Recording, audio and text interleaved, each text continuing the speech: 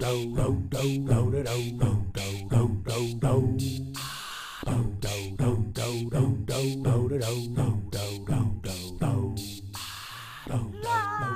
it's been a while since I've done a review, so I thought I'd get this out of the way while I have some free time. This is my review of Portal 2.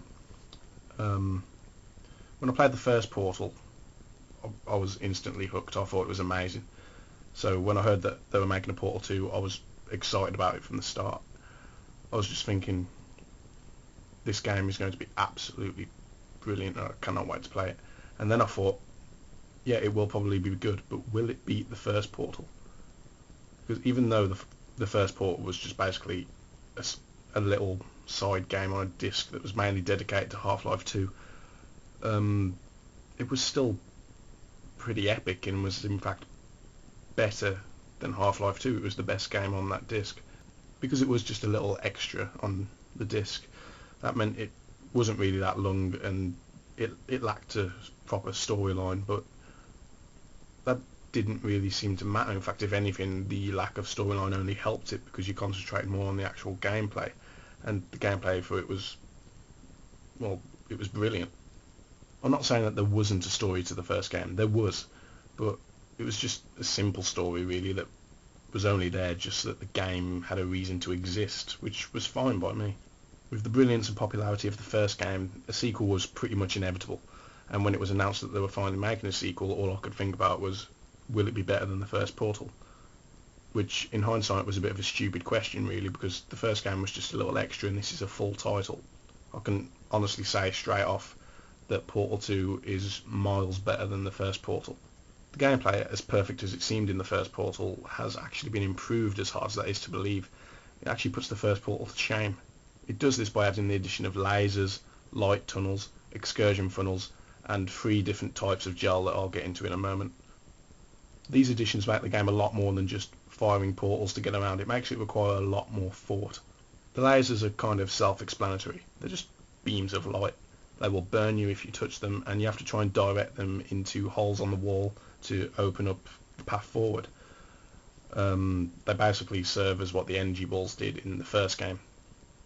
The light bridges are basically just flat beams of solid light which you can walk across, or if you put it in front of you, you can use it as a shield against attacks from turrets and stuff like that. The excursion funnels are just basically big moving tunnels that float you around in midair, and they're apparently made out of liquid asbestos.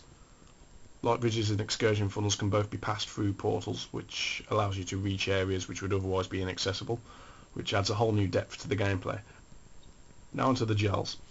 There's 3 types of gels. There's the repulsion gel, which will repel you when you jump on it, causing you to bounce higher away from it.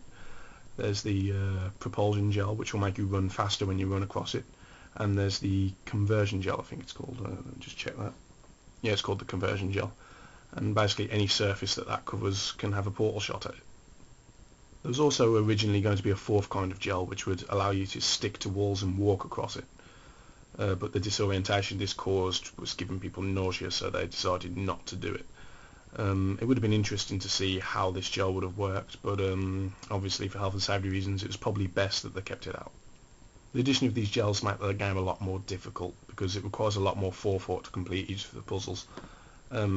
In my opinion, this is only really a good thing, because if there's any complaint at all that I could make about the first game, it would be that the puzzles in there were, on the whole, far too easy. This game doesn't have that problem. It has the right balance of easy and difficult puzzles, ranging from extremely easy so that you feel like you're a genius when you do it, to extremely difficult, which is good because it keeps you interested in the gameplay, especially if, like me, you're determined not to use a walkthrough on any single puzzle. It can take a while to complete some of the puzzles without using a walkthrough, but if you're interested in the game enough to stick to it like that, then surely it's done a good job. Another new gameplay element in this game is co-op. There wasn't a co-op mode in the first Portal, but there is in the second one. In the co-op you play as 2 robots, Atlas and Peabody. Co-op play is pretty much identical to single player mode, only obviously there's 2 of you, so that means that there's 4 portals. Also you can taunt, which serves no purpose other than for fun really, but it it's something. And also obviously the fact that you have to play with someone else to go through co-op, because that's what co-op is. It means that to complete each of the puzzles it requires good communication, so depending on whether or not you have good communication with the person who you're playing with, it can make it easier or more difficult. So yeah, in that respect it's something that is quite different to the single player mode.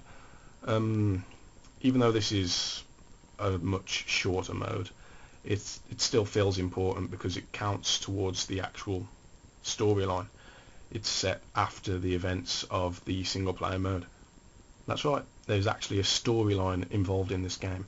Well, a storyline that actually matters. I mean, there was a storyline in the first game, but that didn't stretch further than there's a robot called GLaDOS. She uses you for tests. She tries to kill you. You escape. You kill GLaDOS. That was it. It's just basically a simple structure to keep the game going, but with this one, as it's a full title, it would have been quite pointless making a full title game without any kind of storyline whatsoever. So this one has quite an in-depth storyline, which completely counteracts the first game really, whereas the first game was just all about gameplay. This game's got quite a big story to it.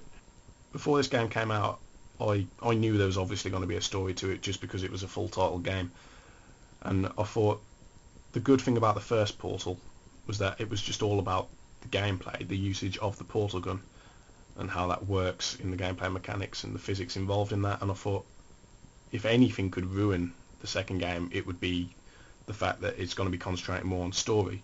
So I didn't know whether the fact that it would have a much deeper storyline would be a good or a bad thing. The story in this game is actually quite good, to say that, you know, there's only really 3 characters in the game. Well, 4 if you consider your own character, but your character's mute, so you never hear anything from them. You never see them unless you look at yourself through a portal. But other than that, there's 3 other characters. One of them you never see. It's just a voice recording from someone who owned Aperture Science like years ago, the founder of it. His name's Cave Johnson, and he's voiced by J.K. Simmons, who's absolutely brilliant at the role. He's absolutely hilarious to listen to. Another character is GLaDOS, who has returned from the first game.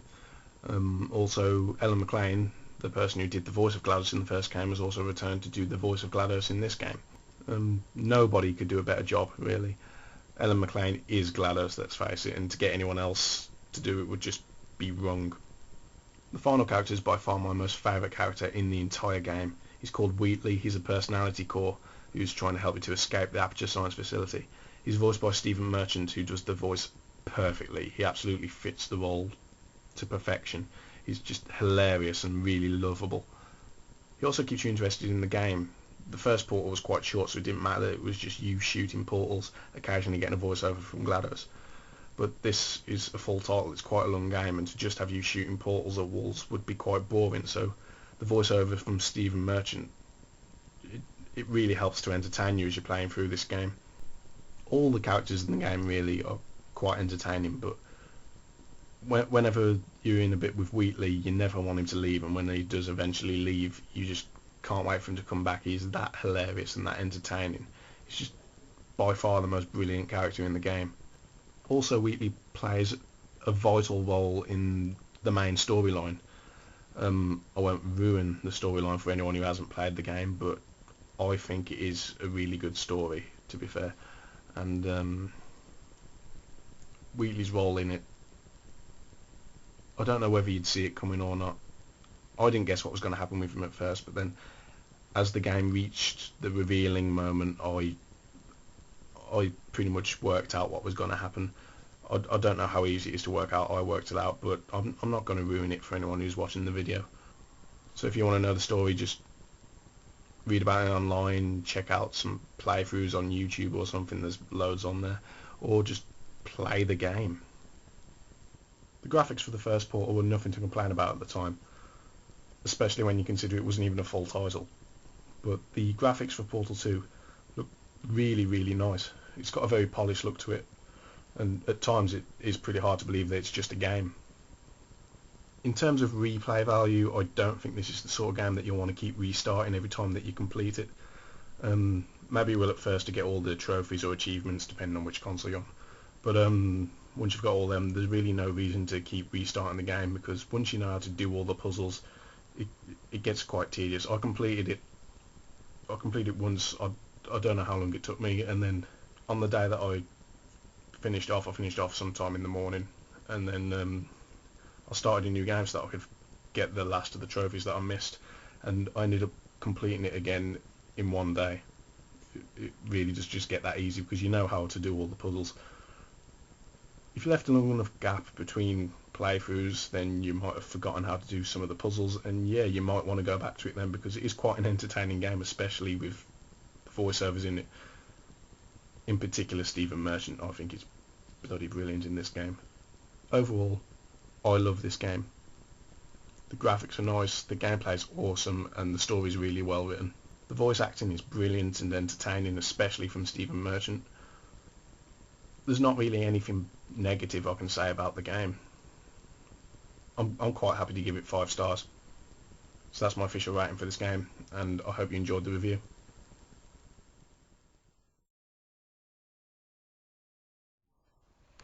I just want to apologise in advance that the video's just been me talking at the camera the whole time. There's been no gameplay footage. Normally I'll get my gameplay footage by using a YouTube converter because I have no way of recording my own gameplay footage other than just to aim a camera at the telly, and that would be terrible quality. So I'd normally use a YouTube converter, but it hasn't been working recently for some reason, so I haven't been able to get any gameplay footage for Portal 2. So I'm sorry if that's made the video more boring, but there's nothing I can do about it.